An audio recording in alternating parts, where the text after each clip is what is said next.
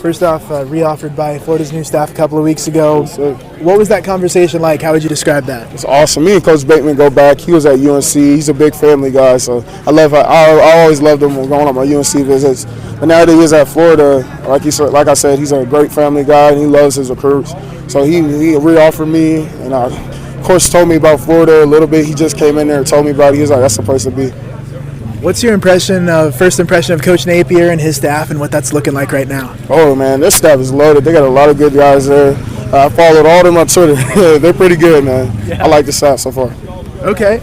And on Twitter, you tagged Kamari Wilson and you tweeted out the offer. What's your relationship like with him? How would you describe that? He was the one who had told me that they still have interest in me, and Coach Bateman sealed the deal with the offer. Okay. And with Coach Bateman, you talked about him, but with Sean Spencer, what was your impression of him? It was awesome, man. Sean Spencer seemed really cool, man. I need all parents. Okay.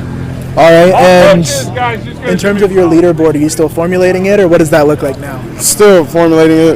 Definitely gonna try and drop a list soon, update a list. But Okay. yeah, that's pretty much it. What kind of a timeline do you think we're looking at there? Probably the end of this spring or the beginning of the summer, and I'm definitely gonna commit before the season starts or during my senior year. Okay.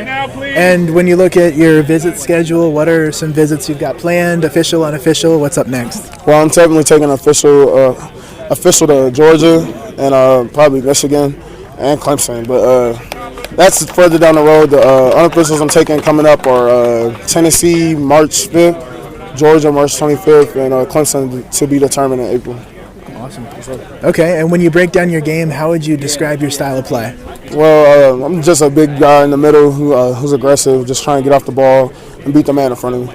Okay. Yes, sir. And then off the field, how would you describe yourself? What are some things you do outside of football? Well, a lot of teachers call me Gentle Giant. I'm chill, quiet, do what I got to do outside of school. I'm a real cool person outside of football.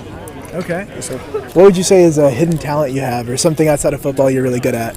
I'm a pretty good artist. I can edit a lot of videos and stuff. I edit all my highlight tapes and stuff like that. Okay. Yes, sir. Where'd you learn to do that? I did TSA engineering, like computer science thing in middle school, and I just stuck with it. Wow. Yes, sir.